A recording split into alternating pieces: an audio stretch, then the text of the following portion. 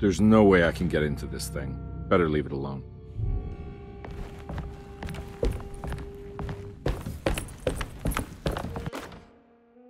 Paul, you're right about the plates on the boiler and the clock. They have been sabotaged, and I think I know who did it.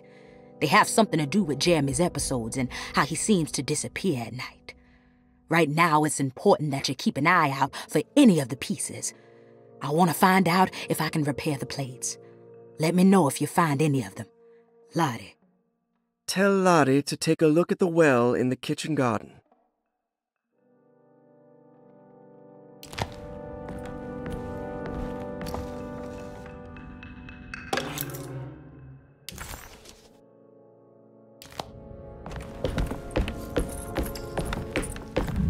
There's no way I can get into this thing. Better leave it alone.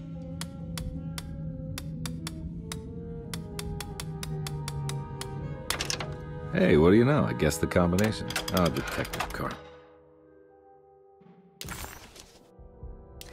You beautiful bastard.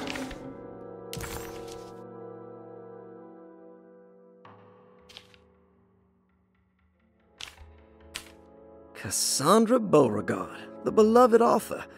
Very exciting, isn't it? What do you want to put down for reason for admission? What her agent told us. Cassandra suffers from writer's block and needs to finish her moving picture script before the end of June. Mr. Chardot suggests Cassandra's heavy use of barbiturates is holding her back and risks ruining her career. And how should we summarize her personal history? Let's keep it short. Cassandra Beauregard is a beloved crime author who managed to pull herself out of poverty and into stardom. 5 years ago, she tried killing herself by jumping off a balcony. The incident left her a cripple, and now relies heavily on her wheelchair. And for diagnostic impressions? Cassandra suffers chronic back pain following her suicide attempt. She self-administers morphine to keep herself ambulant, but has become addicted, and the desired effect is now lost. The drug abuse clouds her mind, and she is unable to focus on real life. To save herself from this insight, she instead makes up stories to fill out the gaps in her own thought process, resembling the Korsakoff syndrome. Oh, bravo, Doctor. How will you treat her? First of all, she needs to be weaned from her drug addiction, and hopefully it will resolve her compulsive lying. Then look into permanently numbing her pain in her back through surgery. Finally, deal with her suicidal thoughts. Fantastic. With such a short time before June, I really hope she gets better soon. We will do what we can.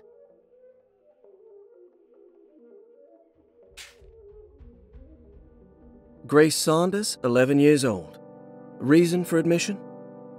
The mother insists on strict supervision by a proper gentleman to avoid further perversion of Grace's adolescence. Personal history? Grace's family possesses modest wealth and status. Her childhood seems ordinary, spending most of her time with private teachers and family friends. Grace's father recently passed away, leaving her mother the sole caregiver. And diagnostic impressions? Grace has trouble dealing with her father's death. She is willingly suppressing her feelings on the matter and isn't properly acknowledging the trauma she suffered. Any planned treatment? Grace needs nothing out of the ordinary. She simply needs parental guidance. Eventually, we can work on her feelings toward her father. Thank you, Doctor. I'll finish the paperwork and get her installed. Malcolm McCarthy, 54 years of age. Reason for admission? McCarthy admitted himself to Derceto, stating simply that he needs some damn rest. And personal history? McCarthy claims he used to work as a lawyer in Baton Rouge, but says he can't go into details because of some legal dispute. His background remains largely a mystery, except for the occasional clue that he drops in conversation. Huh. And diagnostic impressions? McCarthy is an anxious man and an alcoholic. He often tells half-truths due to some deep-seated inability to trust other people. And how will you treat that? McCarthy will take some time to open up. Spending time with Jack's dog or the child should be good for him. Their harmless nature will help build his sense of trust. Thank you, Doctor. Elisabetta Perosi, 33 years old? What should I put down as reason for admission? Well, Perosi broke into Derceto and was found wandering the grand parlor. She was confused and suffered partial amnesia. She insisted she belonged here and offered to pay for her stay. Right. What do you make of her story? Perosi claims to have been a member of the Astarte artist colony some 20 years ago, a claim that seems contrafactual due to her young age. She looks to be and even thinks she is 33 years of age. That would make her a child at the time. It seems fair to say that Perosi's story is untrue, deliberately so or not. Diagnostic impressions? Do you have anything? Perosi's story is peculiar because she retracted her story about the artist colony. She no longer claims to be the same person as Elisabetta Perosi. However, my staff's research has confirmed there was a Perosi at that time who was in her early 30s. I suppose this case will take some time to investigate. How will you go about it? I wanted to contact the real Perosi, but it seems the whole colony disappeared one night, September 29th, 1915, during a hurricane. I will have to take it slow and figure out what this spell of impersonation could have been. Oh, I'm sure it will all clear up eventually. Thank you, Doctor. Ruth Talon, 29 years of age. Reason for admission? Ruth's father wishes that his daughter be removed from New Orleans nightlife for the foreseeable future. He fears that her overly free spirit is tarnishing the family's reputation. Sounds simple enough. Personal history? Ruth comes from considerable wealth. Her family owns several hotels and restaurants. Unlike the rest of the family, her sense of adventure has taken her around the world, including France during the Great War as a photojournalist. The last decade, she has provoked many rumors of being a debauched flapper, bordering on nymphomania. And diagnostic impressions? Despite her father's frivolous reasons for her to be admitted, Ruth does seem to provide an interesting case. She is refreshingly open and doesn't shy away from talking about her life during the war or her continuous celebration after returning to the States. She is admittedly a sexual deviant and feels no remorse. And her treatment plan? Simply staying at Derceto should do wonders for Ruth. If not, at least for her family's reputation. Ruth doesn't need to change, but with therapy I might be able to share with her some sympathy towards her family.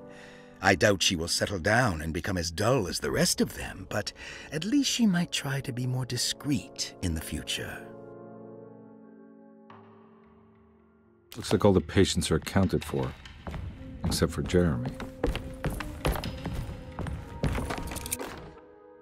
Dr. Elmore Lee Gray is Derceto's chief doctor.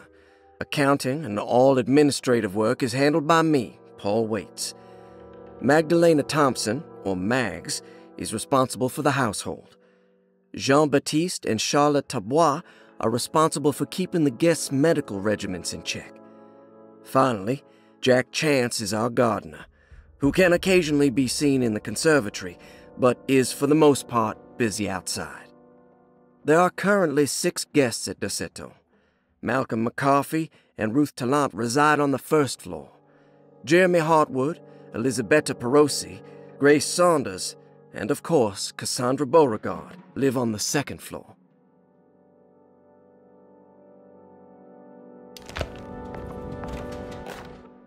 Saw your notice in the boiler room. You should know Mr. Chance won't be coming back. I got no business being in there myself, but you can take a valve from the wine cellar if you want to try to stop the steam pouring out. Be careful. I need the key.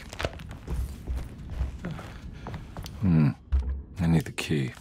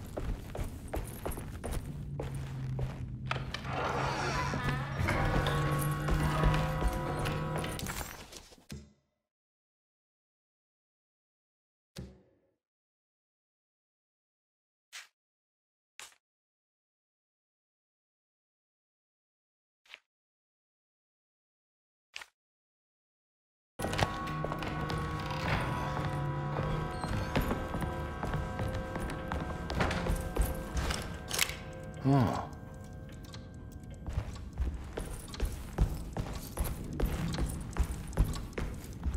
I need the key. It's stained. Looks like this must be the clock that looks like the plate that held the talisman in the seance room. But it's bright. Yeah, sorry, Detective. Didn't mean to obstruct justice or anything. That's fine. You know, I'm kind of busy with my own case of a missing person. I was wondering if you've seen Grace, girl about yay high? I can't say that I have. Why are you asking? Well, I'm looking for her. Is she in trouble? No. She's just hiding somewhere. But we can't have a rascal like that running around unchecked at a time like this, you understand? Well, I haven't seen her. Well, let me know if you find her. I'll be around. I'll keep an eye out for your man, Jeremy. You scratch my back, Detective, and I'll scratch yours.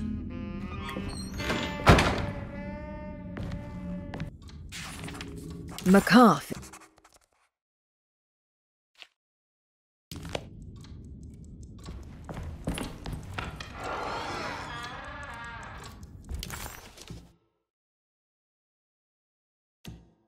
If it wasn't for the collection of peculiar statues, the old astronomical clock would draw every eye in the room.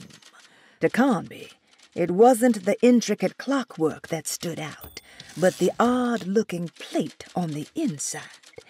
It reminded him of the ritual bench in Miss Jackson's seance room, where he had manipulated the talisman to open a door back to Derceto.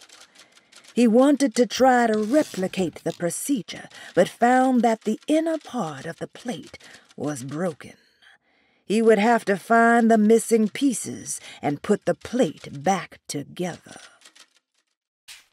McCarthy reminded Detective Conby of an old barfly he used to know. He detested him. There was no getting around it. McCarthy was going to have a hard time getting on his good side.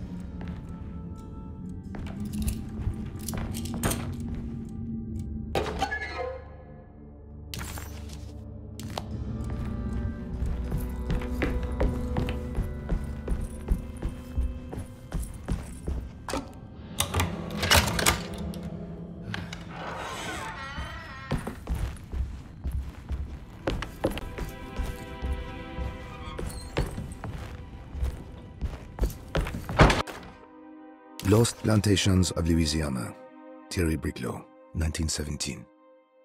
Derceto was a small plantation on the eastern shore of Lake Pontchartrain.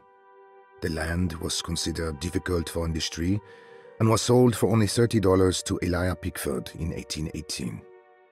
Pickford employed hundreds of workers from nearby New Orleans to clear the woods and build a small plantation mansion facing the lake with a striking Greek Revival temple facade. Derceto kept a modest production of barrique tobacco and indigo that persisted up till the Civil War.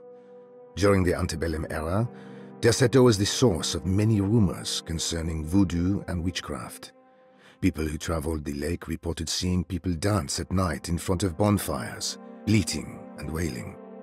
On June 17, 1862, Captain J.W. Norton of the Union Army recounts leading a raiding party from ships anchored in Lake Pontchartrain in order to seize control of Derceto and free the slaves working there. The captain was surprised to find the workers fighting back with unprecedented zeal. Norton's account describes these men and women as enraged with fanaticism. Pickford reportedly tried to placate the raiders, but was shot in the confusion. Captain Norton left the mansion burning and retreated to his ships with his men. Derceto was left in ruins for several decades. The ownership of the land was long disputed and returned to the Ledoux family in 1901. Several police reports were filed during the following years as the Ledoux tried to get rid of a camp of squatters on their land. The police made several visits to remove the trespassers, but the people kept returning. On November 1st, 1907, Inspector Legras of the police charged a deadly attack in order to save several children kidnapped by the squatters. Many were killed, and even more were jailed. The following year, Ledoux rebuilt Derceto, incorporating the surviving stone foundation and adding a magnificent wrought iron conservatory. The farmland had been reclaimed by the surrounding woods, so it was no longer profitable to use as a plantation. Instead, the house was turned into an artist's colony. The Astarte Artist Colony was a successful group of artists, including figures such as painter Heinrich Cassel and poet Nora Keith. The group was also known for their beloved Mardi Gras crew called the Pirates of Pontchartrain. On September 29, 1915, a tropical hurricane tore through Louisiana, causing Lake Pontchartrain to flood New Orleans. Due to the remote location of Derceto, it took almost 2 weeks for outsiders to learn that the artist's colony was abandoned. The 12 residing artists had all vanished without a trace. The empty mansion of Derceto still stands on the shore of Lake Pontchartrain, with much of its temple facade intact. The Ledoux family currently has no intention of repairing the house.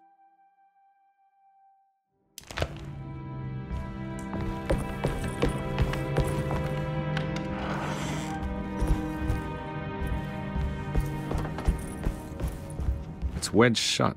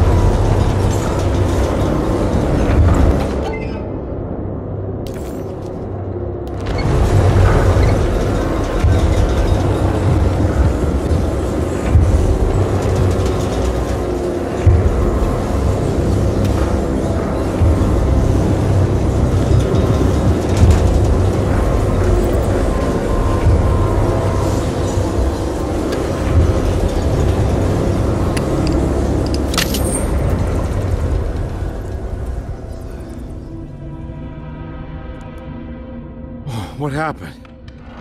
Everything's normal again? Right.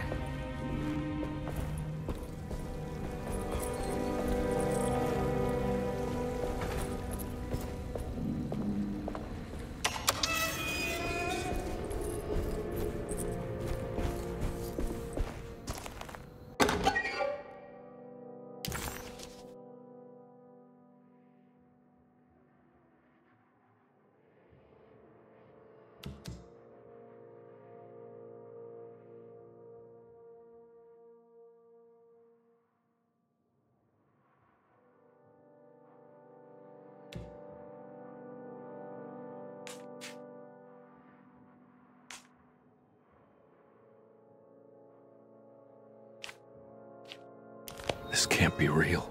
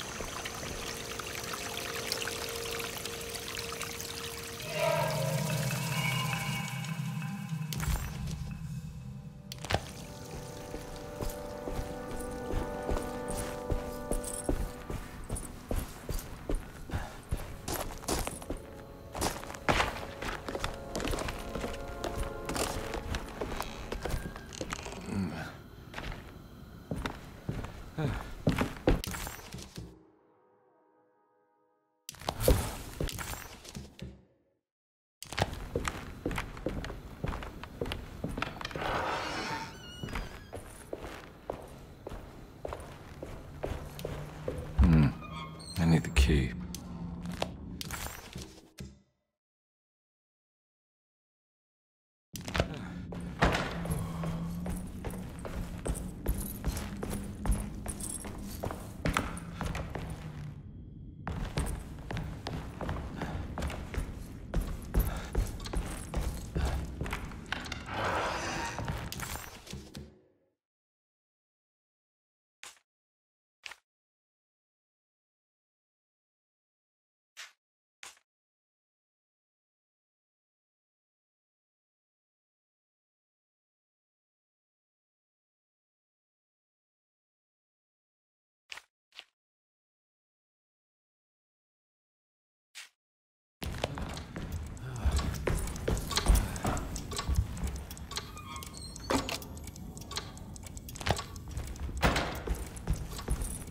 I need the key.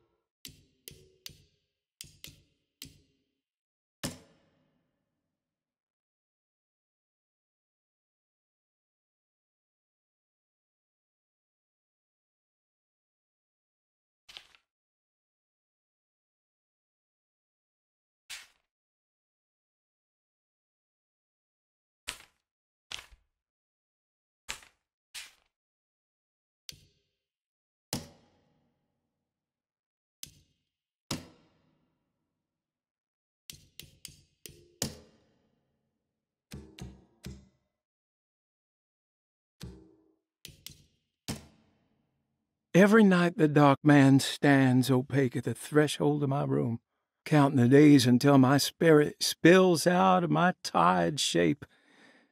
Only his pallid mask shelters my remaining sanity. Staring directly into the face of that demonic sultan would surely sunder time itself. Would he have looked the same to my father as he struggled for his life? Does his veiled face haunt my niece quite the same way? I wish so that I could rest my soul in that sunburnt convent of Tarawea. Would I find you there, Juan? Or Senora Perosi, back from the beyond? Every night I hide from him, moving from one misshapen memory to another. Scenes conjured out of fantasy and delirium. Places I struggle to even paint. I wish I understood your death. How did you first come to understand such things, Senora? How did you know that the battered boiler in the basement would lead me to Lafayette Cemetery? Or how the old upstairs clock, with its astronomical motifs, would take me to that hateful mound outside of Claremont Harbor? Those are my memories, my past. Is there perhaps a chance, if ever so small, for me to see Tarawea? Oh, I want that more than anything. Please, let my talisman take me there. Let me sit with Juan under his Bodhi tree. Despite having sold me that talisman, Miss Jackson, the voodoo priestess, revealed none of her secrets to me. That's why I had to travel to Tonka. Instead, She cruelly told Baptiste, my caretaker, that he would be betrayed and killed in the most awful way, that the one he loved would pierce his thigh with a sharp spear, and that he would be devoured by his own mother. What a terrible thing to say. The people of Desero are becoming dangerous. They do not understand what they are doing. I must do something to stop them. I tried talking to Dr. Gray, but he confuses my worries. He's caught up in treating me. How can he expect evil to be cured with medicine and conversation? The orderlies, the housekeeper, and the patients are all deranged. They will call upon evil to enter this world. All will be lost. Everything. Unless I can find the clerk, Mr. Waite. He seems to be a clear-thinking man. Maybe Beauregard.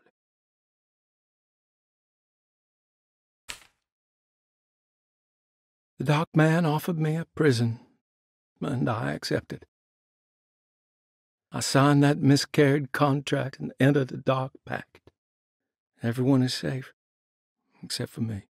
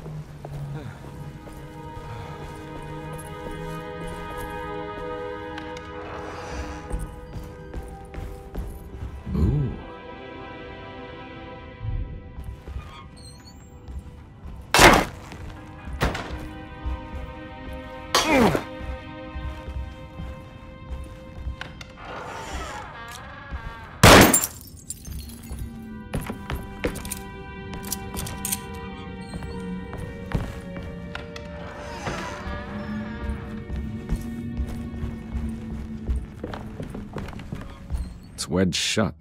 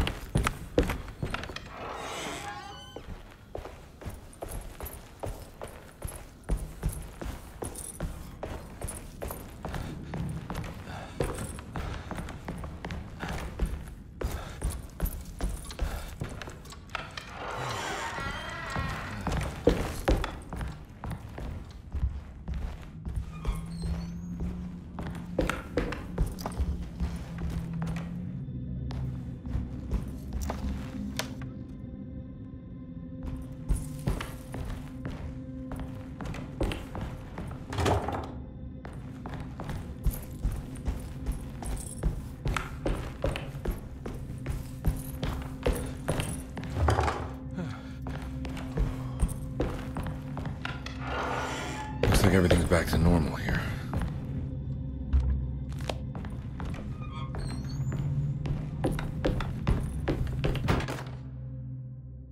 Emily's here. Emily's here.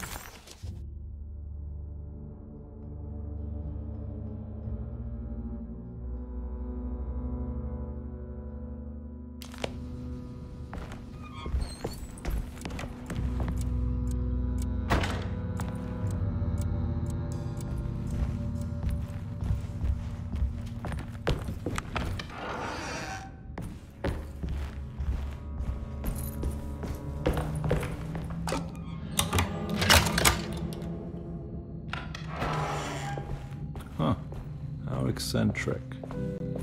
What are these symbols? Looks like alchemy or star constellations.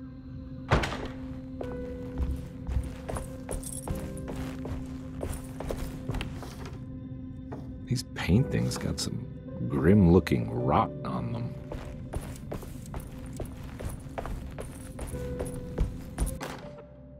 I did it! I crossed the thresholds to my intended destination without a focusing device. My talisman now knows these roads, and I have no need for the plates. I can find my way to Lafayette as easy as I find my own room.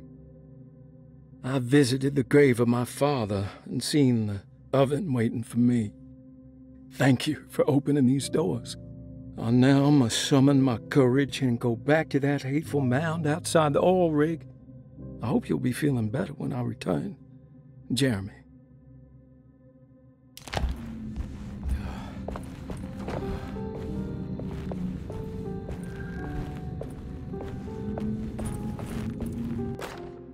Will I need to remember how to get them out again?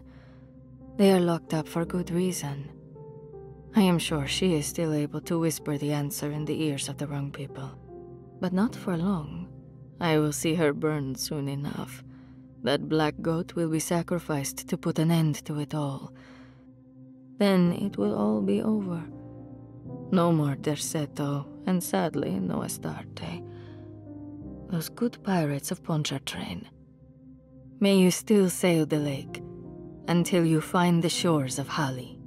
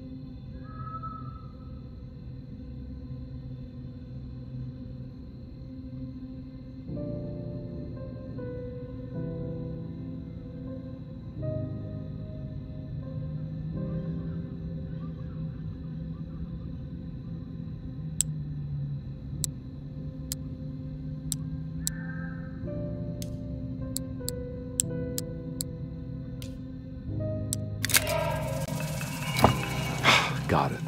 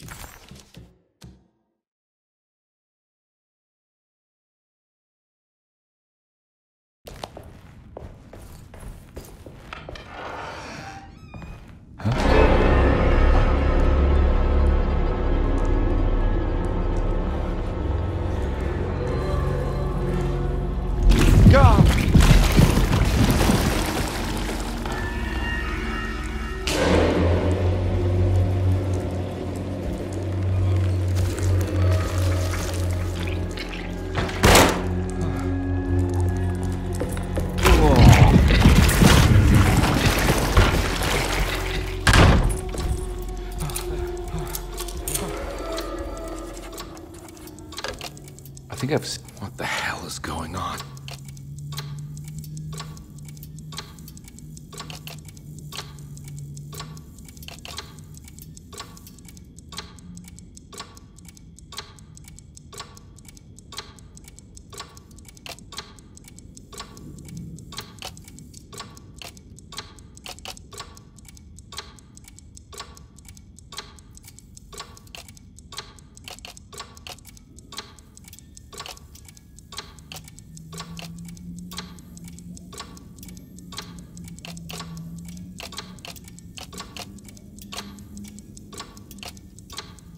There was something in the commonplace book about this.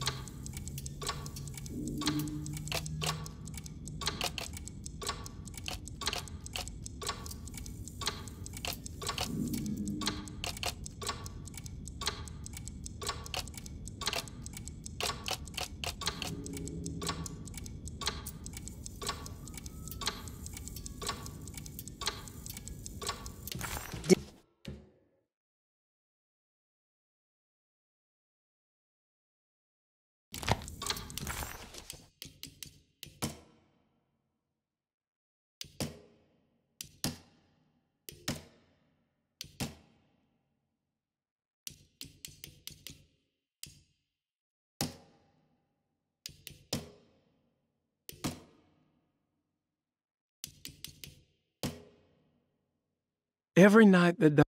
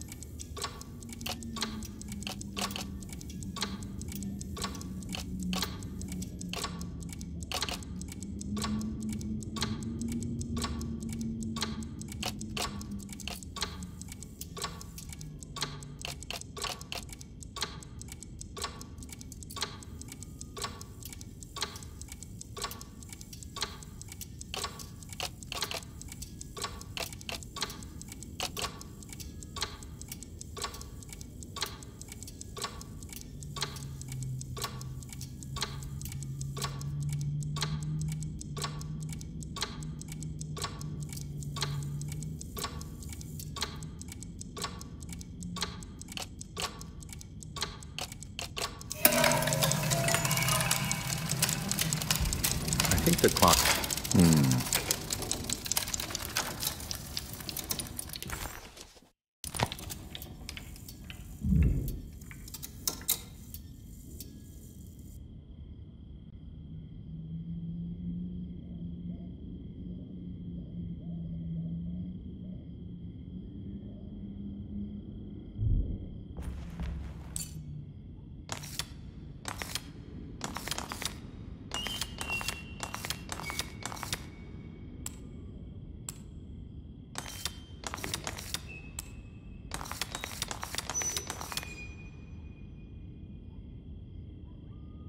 There's a picture in the black glass. It's showing me something. It's the hallway outside Jeremy's room.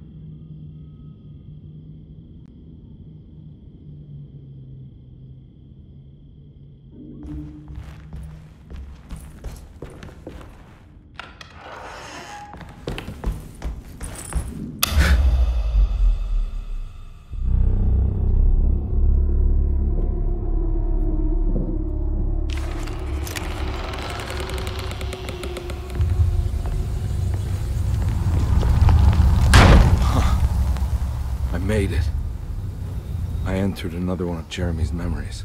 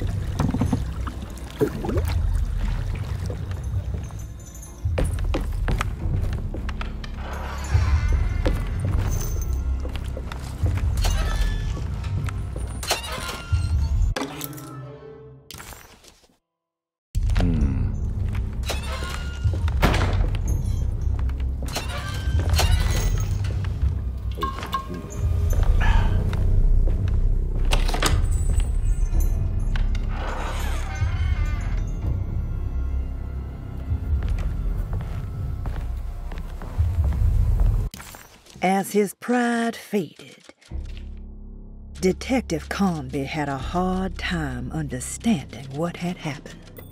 It did feel similar to when he was pulled into the French Quarter, but with less power and purpose. Did he cause this, or was it something else? As his pride faded, Detective Conby was left with a feeling of unease. He had successfully managed to enter a whole new world. How could this be? And why did he accept this so readily? One thing was clear. There were no answers to be found by standing around questioning reality. Knowing only what he read in the commonplace book, Conby headed off to look for Jeremy in the hateful mound.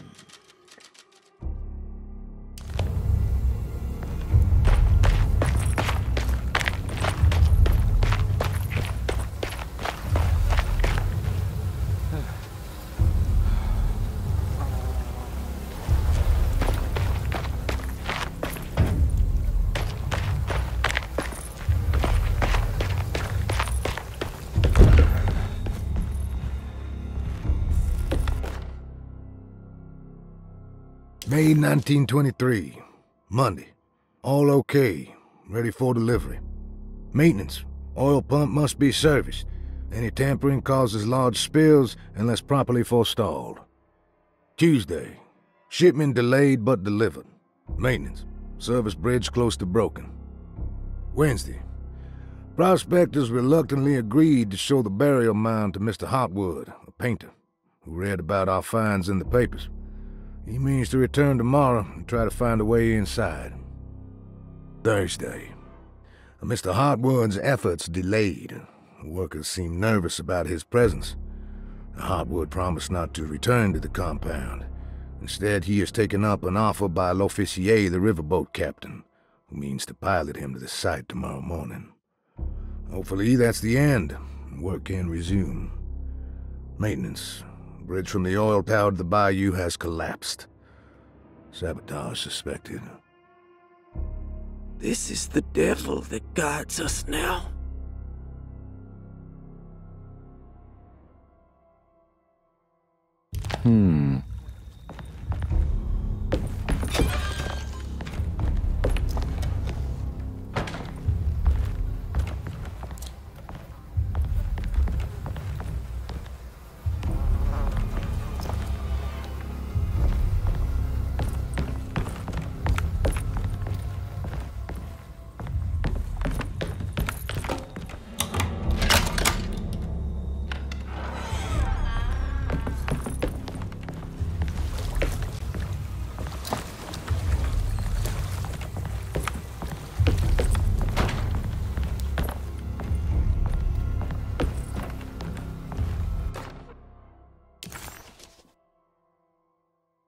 Got it.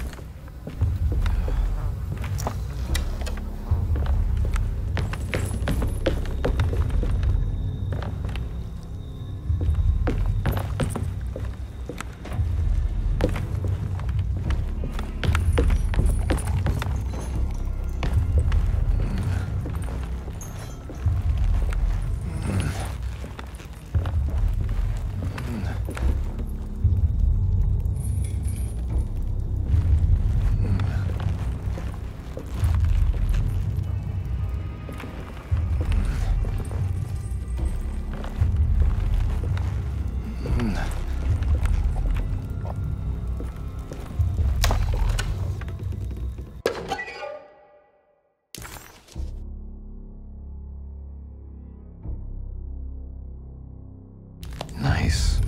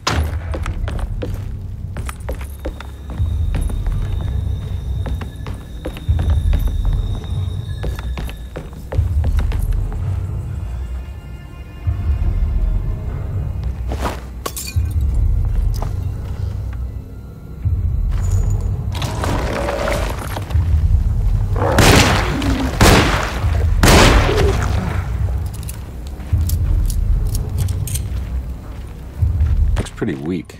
I just need something to break it.